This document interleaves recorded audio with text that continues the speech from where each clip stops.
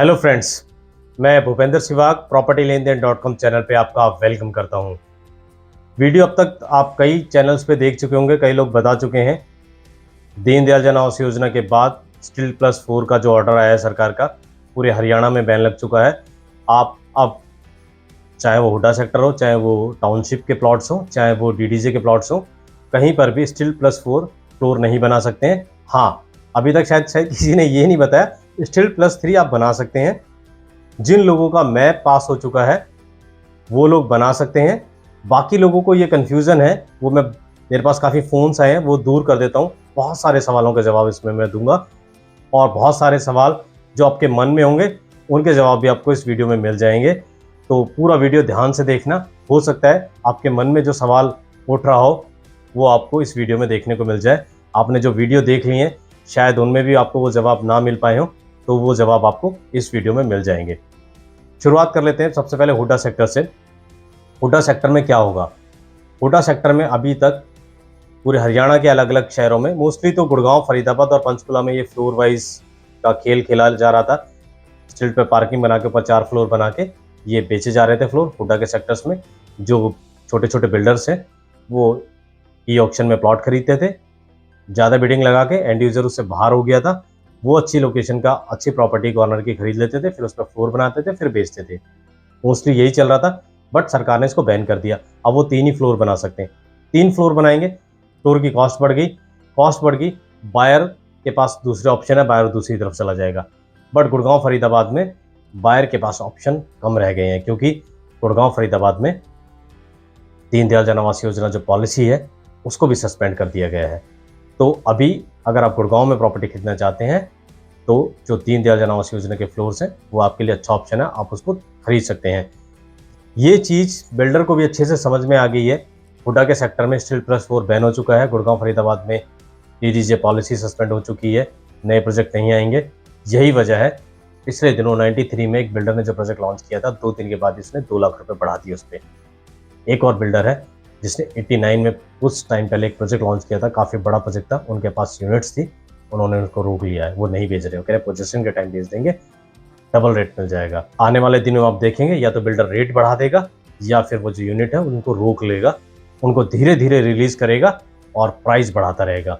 डीडीजे policy के suspend होने से गुड़गांव और फरीदाबाद में और स्टील प्लस 4 पर बैन लगने से पूरे हरियाणा में सबसे ज़्यादा फायदा दीनदयाल के फ्लोर्स वालों को हुआ है।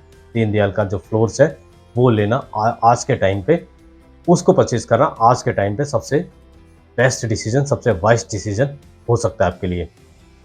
अब ये तो आपको समझ में आ गया कि फ्लोर महंगे हो गए हैं। हुडा के सेक्टर में जो 200 गज, 300 गज, 400 गज पे, या जो टाउनशिप थी, अलग अलग शहरों में जो टाउनशिप है वहाँ पर जो बड़े बड़े प्लॉट्स हैं उन पे जो फ्लोर्स बनाए जाते हैं वो महंगे हो जाएंगे, क्योंकि अब 3 ही फ्लोर बन सकते हैं।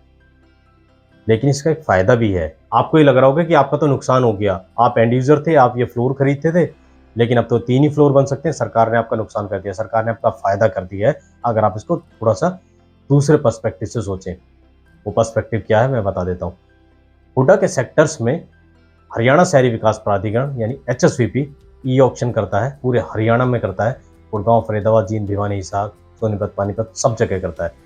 अब वहाँ पर जो हाईएस्ट बिडिंग लगाकर जो बिल्डर जो अभी थी, जो फ्लोर बनाते थे, वो प्लॉट खरीद लेते थे, अब वो उतना ज़्यादा प्राइस नहीं लगाएंगे प्लॉट का, क्योंकि अब वो 4 फ्लोर नहीं बना पाएंगे। महंगी प्रॉपर्टी वो नहीं खरीदेंगे, क्योंकि महंगा प्लॉट वो खरीद नहीं पाएंगे। महंगा प्लॉट खरीद के वो 3 ही फ्लोर बना पाएंगे तो उनकी कॉस्ट ही नहीं निकलेगी। यानी या तो बहुत ज़्यादा उनको प्राइस बढ़ाने पड़ेंगे या फिर उनको वहाँ से एग्जिट रूट लेना पड़ेगा। एग्जिट रूट जब बिल्डर ले लेगा, एंड यूज़र की एंट्री हो जाएगी। एंड यूज़र अब जो है वहाँ पर सस्ती प्रॉपर्टी खरीद सकता है। एंड यूज़र हुडा के सेक्टर में सस्ती प्रॉपर्टी खरीद सकता है, क्योंकि अब जो बिडिंग है वो इतनी ऊंची नहीं जाएगी। तो एक तरह से सरकार ने आपका ये फ़ायदा किया है। ये मैंने पूरे हरियाणा की बात करी है। अब बात कर लेते हैं हरियाणा के बाकी शहरों में दीनदयाल के प्लॉट्स हैं, आप वहाँ प्लॉट्स भी खरीद सकते हैं। स्टील प्लस 4 नहीं बना सकते, बट आप वहाँ प्लॉट खरीद सकते हैं। वहाँ पे पॉलिसी चल रही है, वहाँ पे कोई टेंशन नहीं है। सोनीपत, पानीपत, जींद, हिसार, भिवानी, रोहतक सब जगह दीनदयाल की जो पॉलिसी है वो ऐसी चल रही है, वहाँ सस्पेंड नहीं हुई है। सस्पेंड सिर्फ गुड़गांव, फरीदाबाद में हुई है। गुड़गांव और फरीदाबाद पे फोकस कर लेते हैं, क्योंकि गुड़गांव और फरीदाबाद पे रियल एस्टेट में सबसे ज़्यादा चोट पड़ी है।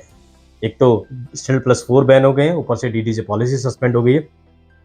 जिस दिन डीडीजे पॉलिसी सस्पेंड हुई थी उस दिन मैंने आपको कहा था कि प्लॉट खरीदने का बहुत अच्छा चांस है, प्लॉट खरीद लीजिए। लेकिन जब सरकार ने ये फैसला लिया, सरकार ये ऑर्डर लेके आई कि स्टील+4 हम बैन कर रहे हैं पूरे हरियाणा में, चाहे वो डीडीजे के प्लॉट्स हों, चाहे हुड्डा के सेक्टर्स हों या वो टाउनशिप के हों।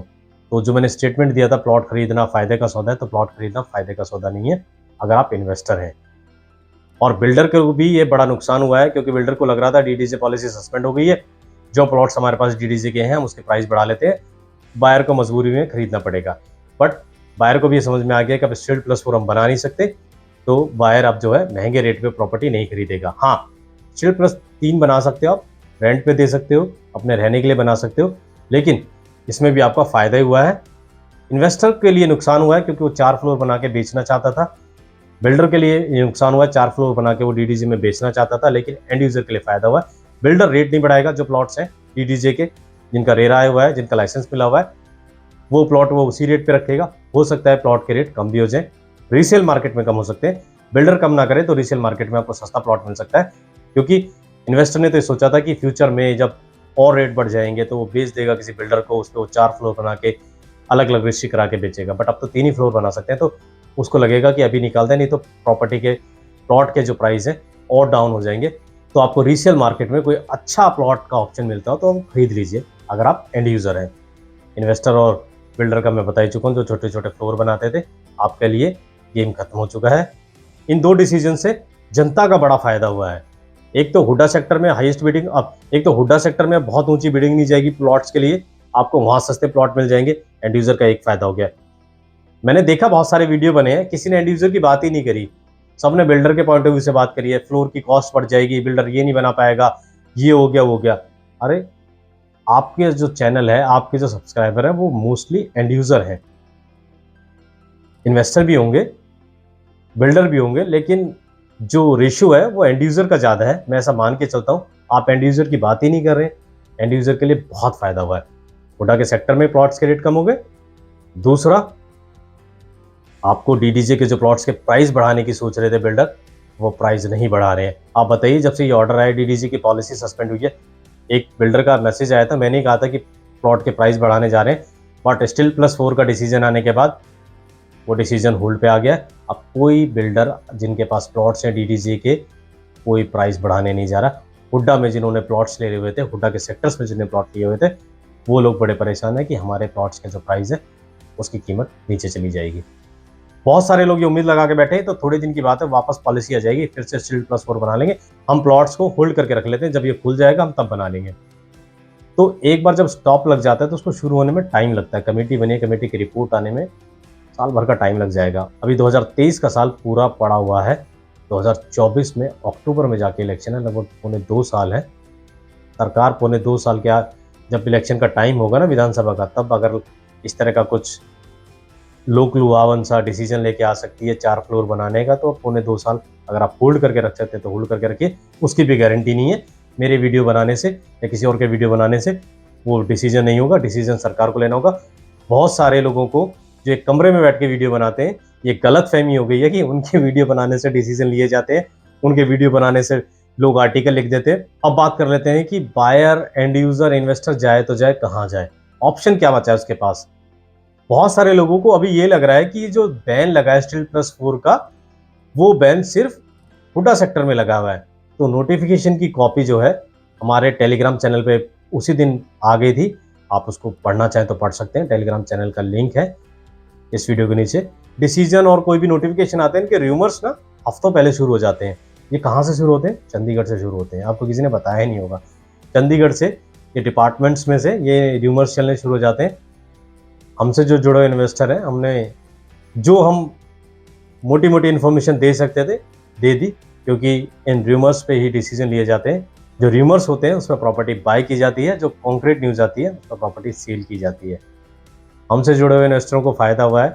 बहुत सारे लोग देख भी रहे होंगे हमने किन के साथ किस तरह की इन्फॉर्मेशन शेयर की थी। वो वीडियो में बताने की चीज़ें नहीं है। हमसे आप जुड़ेंगे तो आपको वो चीज़ें मिलती रहेंगी जानने को।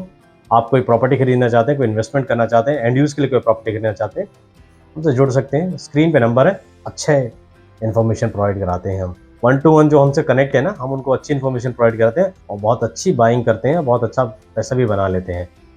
समझदार आदमी वही है जो पैसा बना लेता है, और जो स्मार्ट आदमी होता है उसको पता है कब उसको क्या डिसीजन लेना है।